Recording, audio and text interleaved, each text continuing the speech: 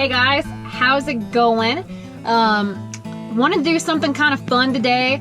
I'm back home in Nebraska, and being a small town girl, one of my absolute favorite things to do was to head out to my local farm ponds and work on a few techniques that I wanted to build confidence in.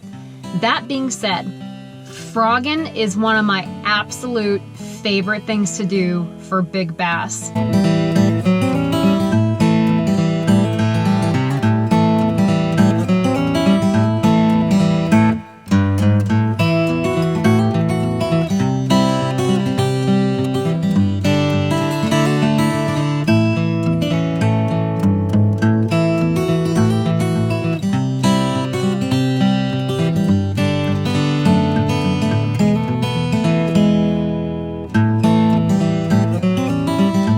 I have a tournament on Guntersville, a huge tournament in September where the frog bite should be on fire.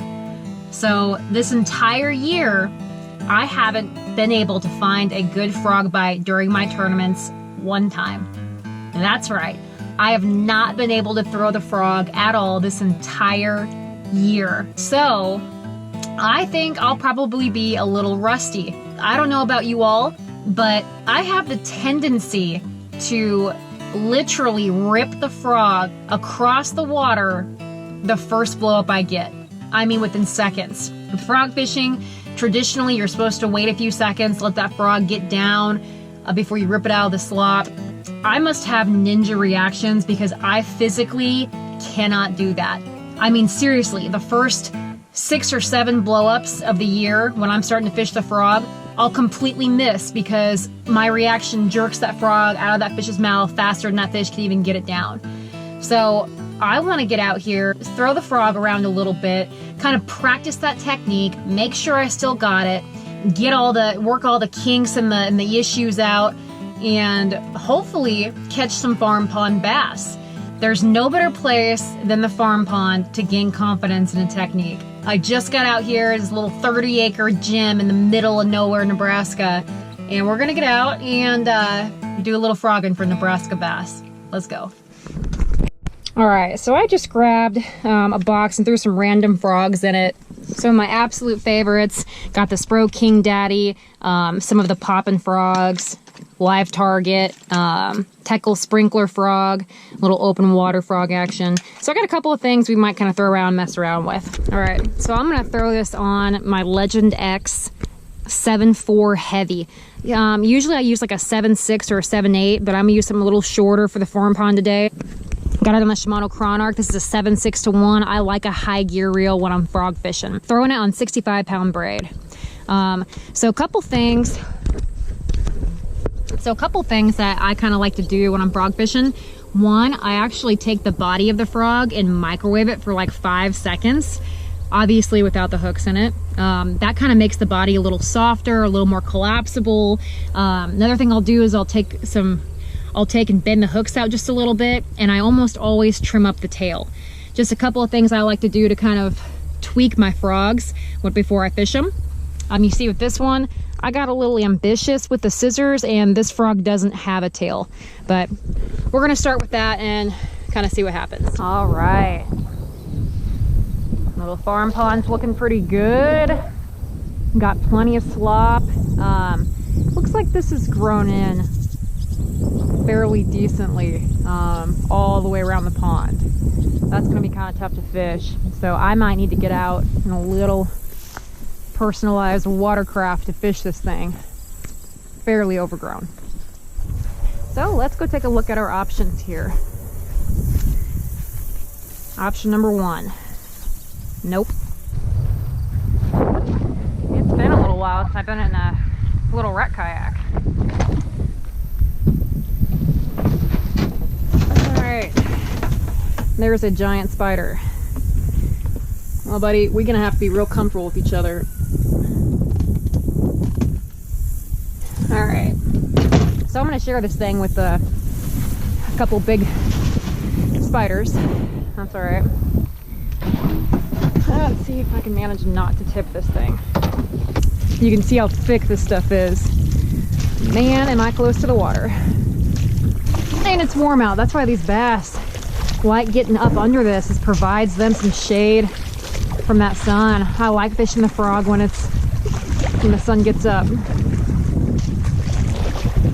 Now, it's gonna be pretty interesting fishing the frog sitting down in this kayak. My hook set is liable to flip me, but we're gonna find out.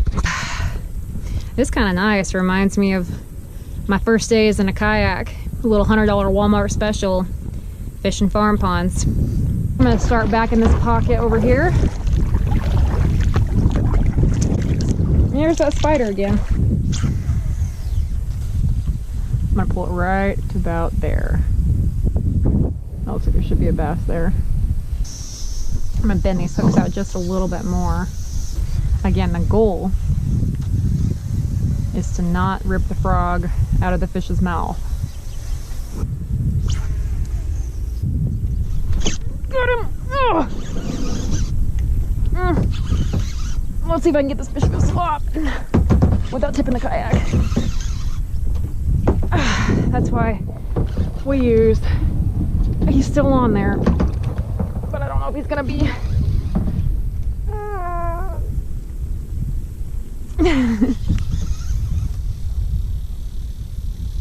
Is there a bass in there? It looks like there might be.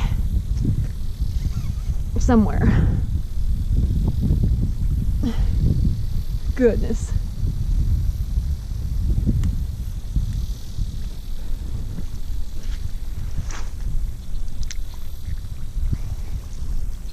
There is a bass in there.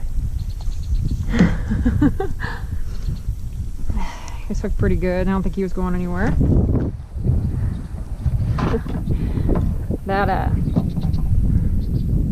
That's what it's about right there. Actually kind of surprised I got that one in. This stuff's nasty. I did get really ambitious with those scissors. I don't know what I was thinking there. This poor little guy has no tail.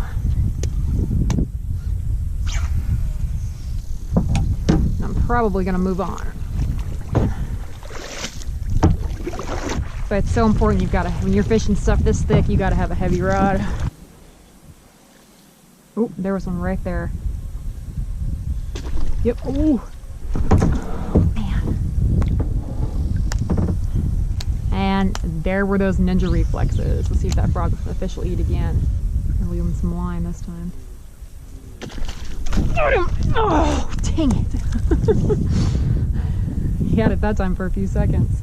There's a fish eating in those reeds behind my kayak. That fish probably is not going to eat again. That was right in front of the kayak and I had him hooked for a few seconds. I bet there's one right by this tree though. Yep, right there. You see him hit that. Getting that open. There he is. Oh, he just missed it. Just missed it. Bass fishing 101. Always big bass. Always a big bass by a fallen tree. That was perfect. I just cast that right underneath that limb. This bass is going to eat again. I just need to be patient. Come on. Bigger bodied fish too. And sometimes when you're fishing the frog, there's literally nothing you can do. They just completely miss it. Walk, walk, walk, walk, walk.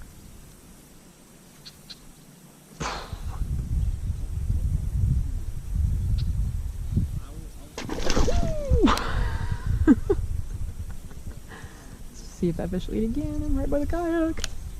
Yep, he did! I got him!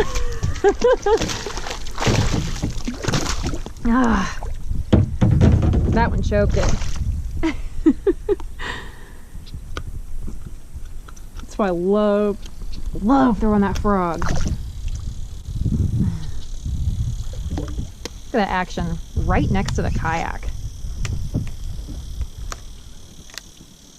I know there's another one. A slightly bigger body. It's got to make him eat. So maybe throwing a frog is like riding a bike. Pick up right where you left off. Oh, there was a that just knocked it completely out of the water. There he is. Oh, and I had him for a second. So that one, like I said, just sometimes this thick slop, it's just tough. That one completely missed it, but knocked it up and out of the water. Okay, I'm gonna let this area settle just a second. I heard a fish eating in these reeds over here. That was like the perfect cast. Now, there was an active bass in there. So I'm pushing that slop around. I put that frog exactly where he was. This looks really fishy right in front of this little point here. Ooh, ooh. That was a big fish just rolled on that. Here's again. Okay. I don't think that fish had it. See if I can get that fish hit again. I don't know if he had it or not. I'm gonna put it right back in his wheelhouse though. Right there.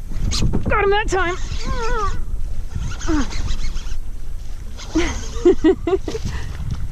Yes, sir. Ooh, man, that fish is skinny. No wonder he ate. Choked it though. That is what we like to see. Man, that fish is skinny. See, a lot of times with a frog, you get a blow up and they miss it. They're gonna eat again. All right, so I've caught a fair amount of fish on this little guy. That tells me I need to tie on the King Daddy, just because I love throwing big baits. The King Daddy is one of my favorite frogs to walk, because it's actually pretty easy to walk it. You can walk it in the slop too. And a lot of times you can trigger a big bite with this sucker. Fun fact, I've actually probably caught more bullfrogs on this thing than bass. Suckers are cannibals. The nice thing about the King Daddy, because of its body size, it almost sits at an angle. So to be honest, my hookup ratio on this frog is so, look how easy that thing walks. Good night. My hookup ratio on this frog, it's probably better on this frog than any other frog. Oh, there's a blow up on the King Daddy. That fish will eat again. Almost in that fish's wheelhouse. I know that fish will eat again. There we go. That's perfect. I could not have made a better cast than that. Right there. So this frog's a mouthful. All right, I'll just let this area alone a little bit. I've worked it pretty hard.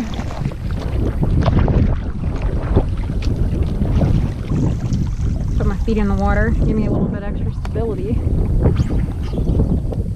Normally when I'm standing up, I can kind of skip that frog up and into that stuff. I'm trying really hard to make those casts to get up under those reeds. Like I said, a lot of times when I'm throwing this frog, I mean, I'm looking for that. I'm looking for a bigger bite. So what I've noticed, you see all the dragonflies swarming around. Oh, some just died in there. You see all the dragonflies will hit the surface, and the bass, I'll watch them come up and nudge that. So that's why I kind of thought that smaller profile frog would be really good. But I still think that there are some fish in here that'll react to that King Daddy. Oh, there's a bullfrog. Here he comes. Big dude too. King Daddy brings out the best in them. Look at him. He's gonna eat that. That's a big dude. Yep, he ate it. He tried to eat it. Buddy, I'm gonna tell you right now, you ain't getting that King Daddy. Ooh, and there are those stupid reflexes again. I just saw the moss move. Yep, there he is. Dang it. Okay, so I get really excited with this frog. Obviously, I'm literally gonna let it sit there next time. Look at that thing walk. It's so easy to walk that frog. Oh, there was one. So they're blowing up on it. Just gotta get them to not miss it. Oh, dang it. There. Oh, that was a little fish. Still. God, they're just completely missing it us twice. There he got it! Oh, and I missed him. Dang it. Man, I get way too excited with this thing. That's my problem. Man, looks like there should be a bass right there.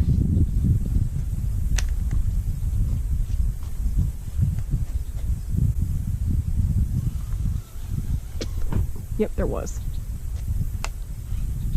Kayak's gonna freak him out now though. Well guys, that concludes farm pond frogging. I'm not sure if I gained much confidence there. That little live target frog that I kind of doctored up a little bit, hookup ratio was really good. I was reserved in my hook set and I was very patient. I proceeded to miss about 10 fish on the king daddy. Not sure how that's gonna go. Hopefully I'll get some good practice in on Guntersville before my tournament. But do me a favor guys, drop in the comments your favorite frog, how you fish it, any other tips and tricks. Like I said, I pop mine in the microwave, I trim up the tails typically. Sometimes I'll add a trailer hook, turn the hooks out slightly. If you want to share your secrets, go ahead and drop them in the comments below. I'm curious to kind of see what you all use, what frogs you like. I'm looking to try a few different variety. 2 or 3 weeks, I will head down to the Big G, break out the froggin rod, and put these skills to the test down there against some of the best in the country. I'm hoping I get on a solid frog bite. I love that lake. Typically farm ponds boost my confidence. I'm not totally sure how I feel after this outing, but that's all right. Had a great time. Love catching these fish this way. Hopefully that'll translate down south on Guntersville. As always, y'all, thank you for watching, and hopefully y'all can wet a line this weekend.